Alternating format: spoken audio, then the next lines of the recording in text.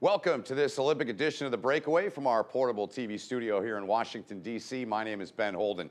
Thanks so much for joining me today. And we are talking 2022 Olympic hockey. And today we'll be talking with a member of Team Sweden, 30-year-old defenseman Oscar Fantenberg, who currently plays for the top team in the Western Conference of the KHL, SKA, or SKA, out of St. Petersburg, Russia. Fantenberg is one of 10 members from SKA that will don the colors of his native country. He will join his SKA teammate, goalie Lars Johansson, on the team when Sweden and the rest of their squad begins the Olympic hockey tournament in Beijing, China, in early February. Fantenberg has played in 33 games this season for SKA with 5 assists, a +5, and 19 penalty minutes. He joined the team in 2021 after spending time in the NHL with the LA Kings, Calgary Flames, and Vancouver Canucks. He's played in 124 NHL games, scoring 5 and setting up 14 others for 19 points. He played in his native Sweden for 6 seasons before coming stateside, and from 2014 to 16, he played for Swedish powerhouse Frölunda before making his first stop in the KHL in 16-17 with HC Sochi. He's played in the KHL for 3 seasons now, and soon he'll be headed to Beijing to take part in the Olympics with Team Sweden, and he joins me now from overseas. Oscar, welcome in. Congratulations first, man. How's it feel to be an Olympian for Team Sweden? Thank you. It's kind of feel surreal. Can't really imagine going to Olympics quite a few years ago, but it's a great feeling to be announced in a team. But we have to get through all the tests and the COVID stuff to get into the bubble, and hopefully we can get it there. Yeah, a lot goes into this, and that's a great point you make. It's not just, hey, everybody get on a plane now. As we know, it's been different for all of us wherever we've been around the globe for the last 2 years. Take me back to the moment when you got the call, the text. I presume it was a call. Who was it from? And walk me through that moment when you got that phone call. So I was flying back to Sweden when the KHL had a pause with the COVID breakout, and just landed in Sweden, and I had 2 missed calls from the D coach in the national team. So I kind of had a good feeling about it. And then I called him up, and he just announced that I was in the team. So it's kind of a nice surprise landing in Sweden and get some fresh air and that announcement. You said to me offline, you're with your girlfriend, of course, where you're at now. So aside from your girlfriend, who was the first person you called or texted to let them know the news that you were an Olympian for Sweden? So my dad picked me up at the airport, so I kind of just walked out to him and just told him right away that I was made a team. And then obviously I called my girlfriend, and then my mom and my brother, and that was the first calls I made after I got the call from the coach.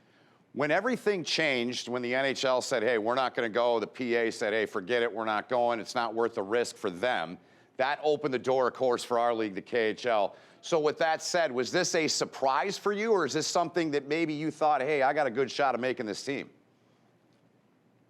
I mean, I felt I had a good chance to make the team, but obviously all the injuries and stuff I had this season, it's kind of been a little bit struggling. So, and I haven't done any these national team breaks. I haven't been playing with the national team, so it's kind of a little bit of bump in the road, but I felt I had a pretty good chance of making a team. But then obviously you never know how the coach how they're gonna pick the team, how they want to play and stuff like that. But yeah, I felt I had a good chance. But then it's a lot of stuff to have to go into the calculation too. So it's you never know. But I felt like I had a good chance. How many other times, I know it's your first Olympics, but are there other situations in your career that you played for the country, whether it was World Junior, World Championships, and if so, talk us through those and those experiences. I played a World Championship with Sweden 2016 in Russia, so it was it's a nice call to get from a coach that you're going to make the World Championship and play against the top players in other countries and stuff like that, and play for your country as well. So it's kind of nice experience, and that was the first time playing a big tournament for Team Sweden. So World Championship is one thing, but the Olympics is a little bit higher, I would say. Yeah, that was my next question. You've done this before. I know you have. You're a vet. You're a pro. Different stage, bigger stage. There won't be any fans there, unfortunately. But talk about the magnitude of what this means to you and your country to be on the global stage here coming up in Beijing? I mean, it's the Olympics. You've been watching all the other sports growing up.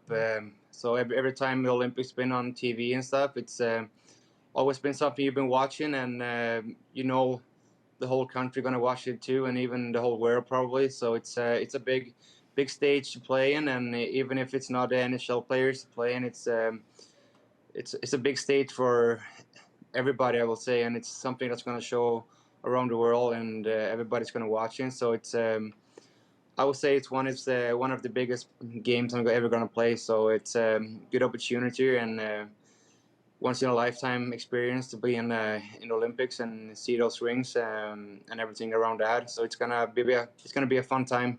That's awesome. So when I say the words Trey Kroner, first thing that goes through your mind. Am I saying that right first? I don't know Swedish, but I believe I have it right. Is that right? Yeah, it's pretty good, I will say. I appreciate that. It's an honor, I will say, to put on the Tre Krone jersey and wear the Swedish flag and hear the national anthem and stuff like that. It's always an honor, and especially in the Olympics. So help me out here. I know you will. I did a little reading on this last night. It stems from a 16th century castle in Stockholm. Is that right, number one? And at what age were you educated on that? Sorry, I missed that part. I didn't hear you. That's Sorry. okay. So from what I gathered last night in doing my research and prep was that Tre Kroner, the Three Crowns, it stems from a 16th century castle in Stockholm. Number one, is that accurate? And number two, at what age did you learn about that? At age 30, I just learned it, so I didn't know about that. So it's something new for me. But I mean, I've heard the Tre Kroner word all my life pretty much, but I've never really digged into what it means and what it stands for. But I got a lesson right now. Happy to help you out, man. You mentioned you played in a bubble. You did that with Vancouver. You guys were in the Edmonton bubble when you guys took part in that.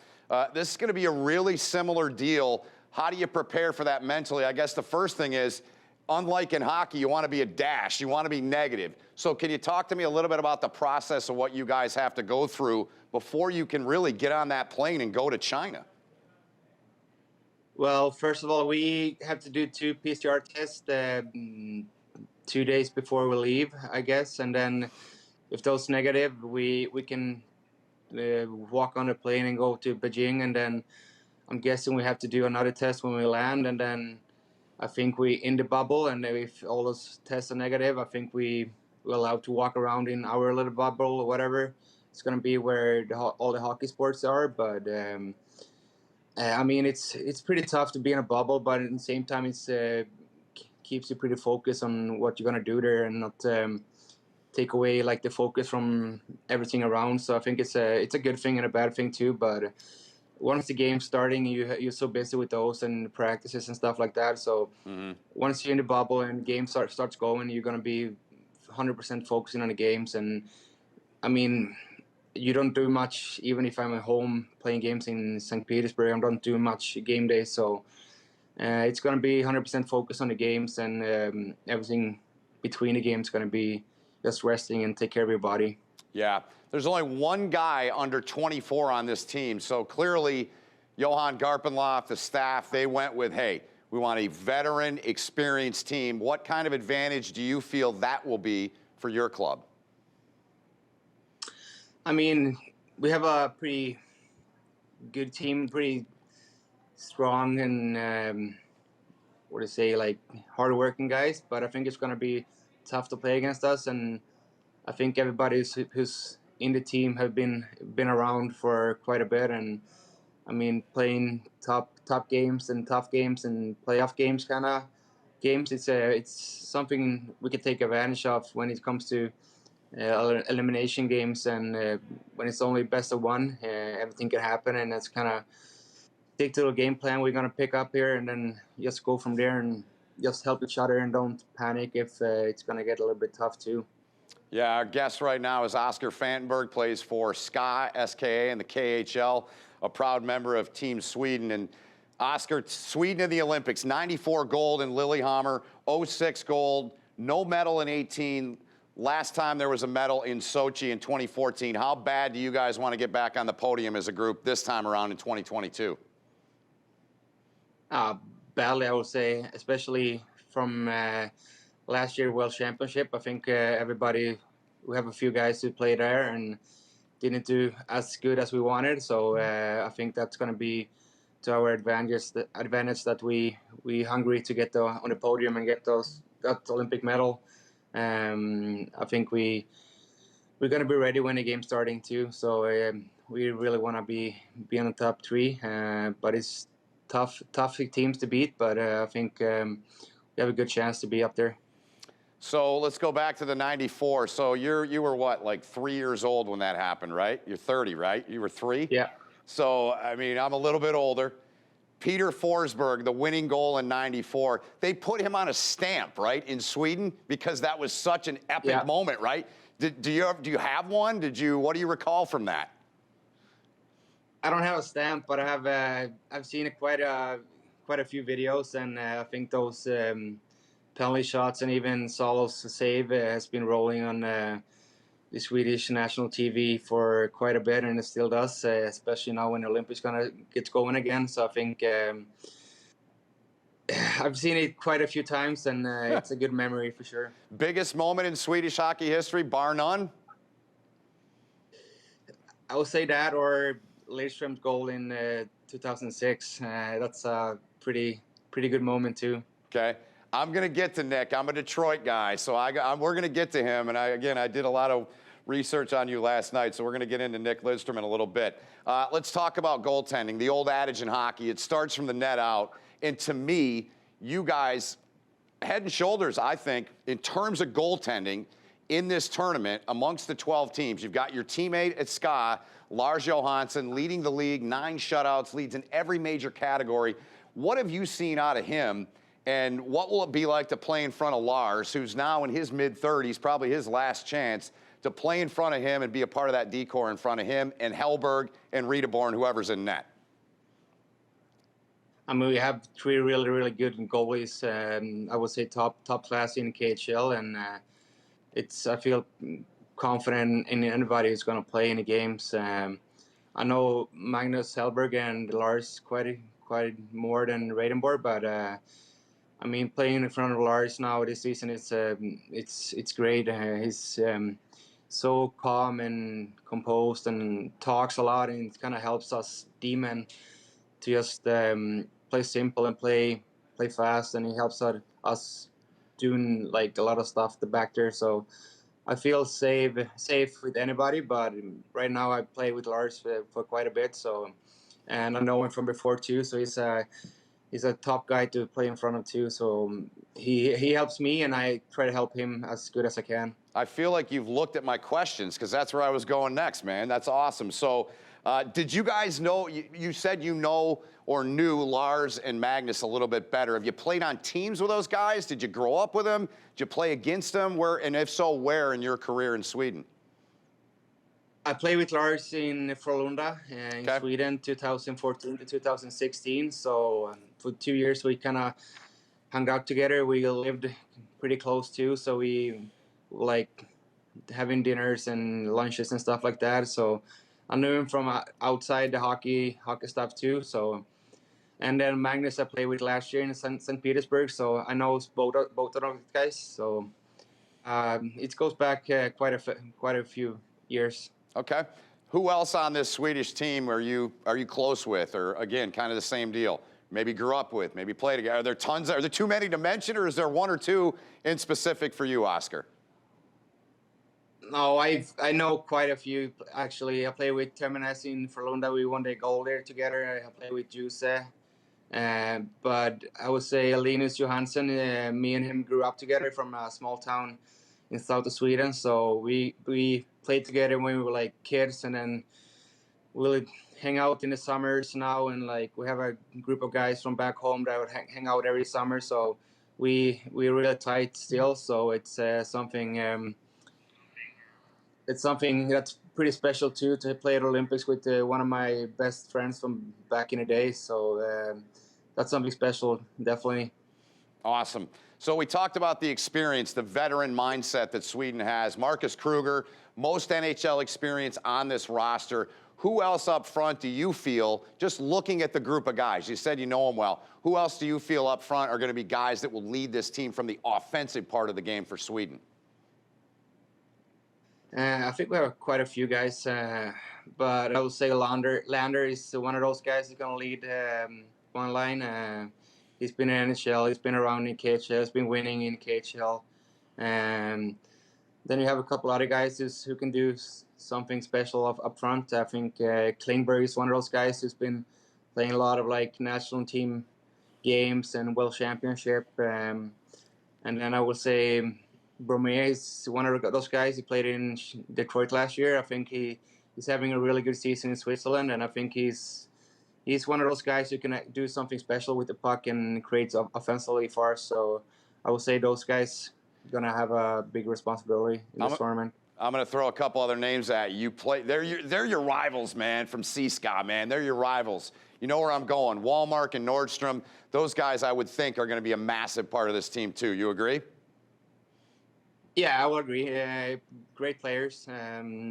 Little bit different type of players, but I will say that Wallmark would have an offensive role, and Nordstrom I know he's hard to play against. I don't like to play against him because he's all over you and never gives you some rest. So it's tough guys to play against, and I think they're going to have a big impact on this team for us. Yeah, let's talk about your game. I mean, look, when you're a defenseman, it says defense, so that's your number one role. I know you can play both sides, offensively, defensively, but known as a shutdown guy, you feel that's what you're going to be called on here once the Olympics start to be playing against the top lines? Yeah, that's the role I've been having for the last few years, and that's something I take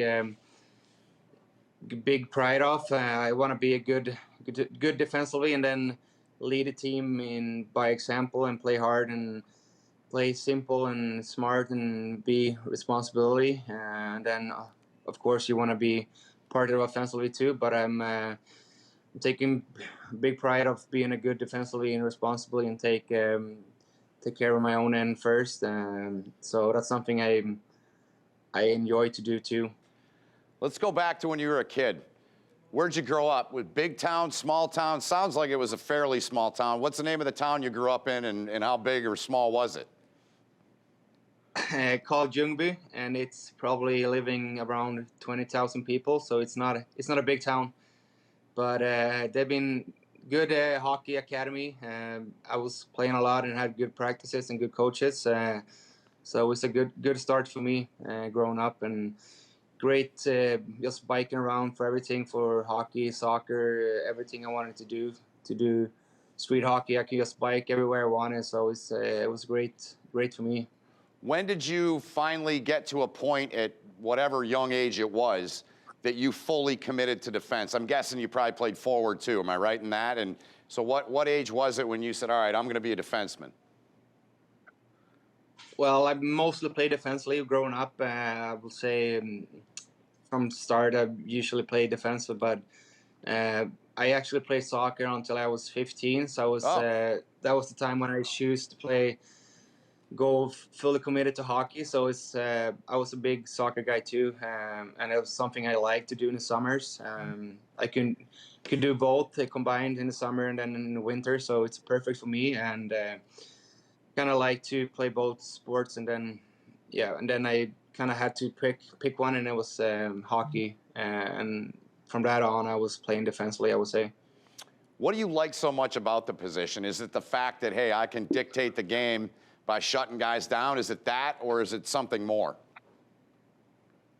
I don't know really, but I kind of like it, and you can control the game a little bit, and you can watch and see what's going on. You don't have to run around and stuff like that. And I was never a fast skater growing up either, so kind of make me a little bit easier to go back on the defense, and you can be a little bit slower and be smart. You don't have to be fast and as a forward.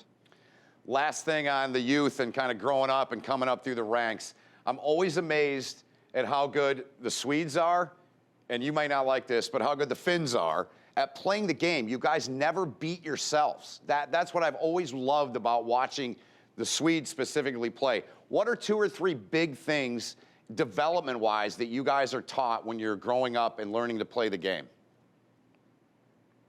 I think there's something just in the culture you don't want to stick out. You don't want to do anything big and fancy. So you kind of follow the coach and follow the system. I think that's something in the whole country, kind of whatever it is in sports or in the work or something like that. I think there's something good, both good and bad. But I think that's something we've been taught growing up, that we listen to the coach and what we're supposed to do, and following the system, following the teammates, so something like that. I think that's something we take pride in too, to be a good teammate and helping the team win in any way possible, and don't do it. You don't be selfish, kind of, and I think that's something you learn from a young age. Good stuff. I told you we were going to talk about Nick. So posters all over your bedroom as a kid, or what, of Nick?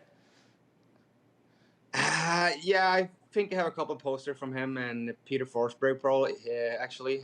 But when I actually started playing hockey and then being a defenseman, I always like to watch Nick, and it's a good.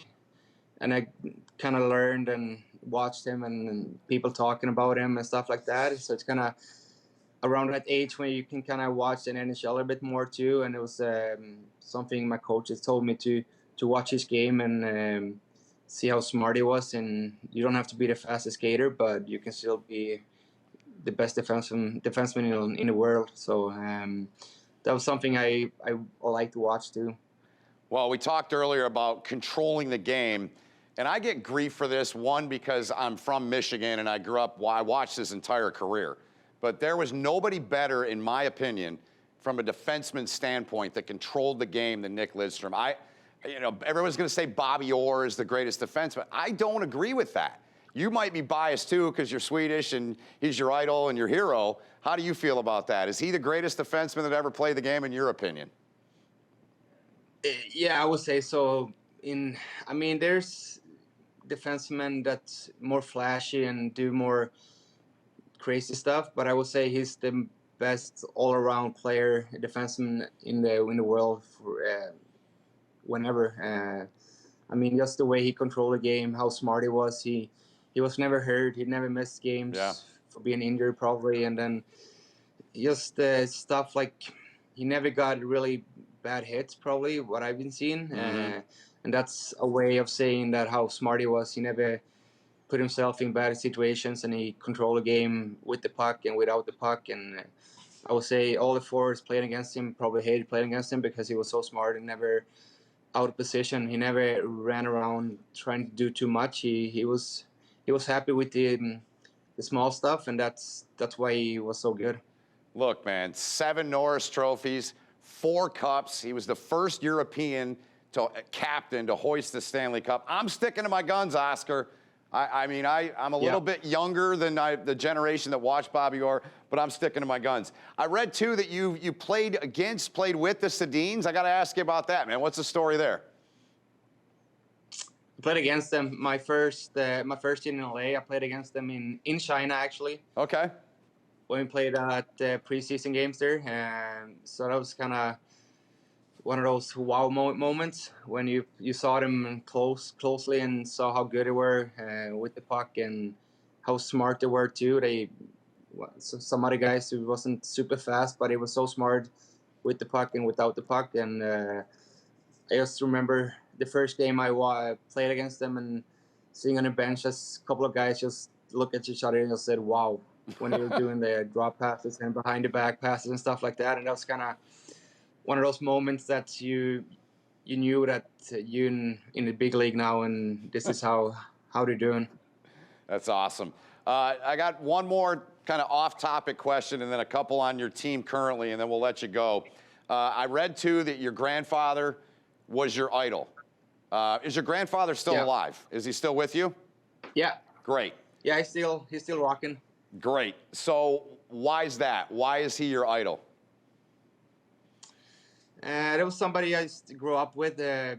He was playing hockey. He was playing soccer with us in the summers, in the winters. He was just one of those guys. Still is like one of those guys he doesn't care what other people say. He just doing his thing, and his attitude to life, his way of living, his still playing golf, and he's over 90 years old. So it's Wow. something. Yeah, so it's just that kind of stuff, and how he was as a person, and how he treated other people and stuff like that. It's something that stick to my mind growing up, and yeah, he would still play hockey if he wasn't a little bit too old, but he's one of those healthy guys he just love living life and doing what he can and will. He just does whatever he feels like, and so he's been there for my whole life. So it's a great thing. That's awesome. My 4 grandparents, I call them, I felt like I had 6 parents. I mean, sounds like, maybe the same for you growing up. So I want to ask you a couple things about the team you currently play for. Second season with SKA. As Jillian Kemmerer, you know Jillian well. She's our insider and a huge contributor to what we do here at Portable TV, and has been a massive help and a massive addition to our team. And I've learned this, that SKA to me is one of the absolute best run and best organizations in any sport, in any league around the world. Do you feel the same way? And if so, what makes it so special, Oscar? I mean, just look at the facilities we have in practice facilities. It's top notch. I would say it's well NHL class, and everything around the traveling, the setup, everything is great.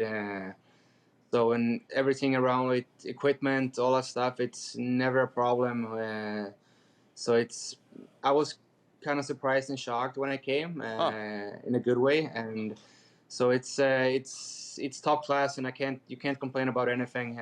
So it's world class. So you guys have the coaching change, and I'm not going to ask you about it, but I'm just going to bring it up. You had the change. Roman goes in. He's the head coach. Valerie's still on the staff. But you haven't seemed to miss a beat, man. I know you're focused on the Olympics now, but just a thought on the team and what you guys have atop the West, at the break, at the pause. What's special about this group so far through your eyes that you have with SKA? I think we have a good chemistry in the locker room. I would say everything is clicking. We have when Leah came in too. He was speaking Russian and English, and kind of got this little bit of a connection with the Russian side and the import side. And we have a good mix of players. We have a big team too. Like we have a lot of guys. If somebody get hurt, we have guys who can step in and do the job, and I think that's what you need in a long playoff run. So I think we have a good mix of young, older, veterans, skill, grind, everything that you need to have in a good team. So I think we have a good mix, and I think we've been clicking with everything, I will say. And but I will say one thing is like the locker room chemistry it's really good. I will say. Last thing for you. 10 of you from that organization will play in the Olympics. You got 5 Russians. You've got you and Lars on the Swedish side, Uncle Leo, Kempiainen, Lettinen for Finland. I mean, there's got to be a little fun going on with some bets maybe in that locker room. Am I right? We haven't started any bets yet. I think we haven't talked about it because I left Russia before knowing if I made a team, and even the Russians didn't know who was going to make a team. So, but probably send out something in the group chat here during the Olympics and see if there's some bets going. That's awesome, man. Oscar, this was a lot of fun. It's really nice to get to know you. I really appreciate you taking the time out of your day. It means a lot to us, and look forward to staying in touch. Best of luck to you and your teammates. Enjoy the time and enjoy the experience. I know it'll be a special one for you. Thank you. Thanks for having me. Anytime.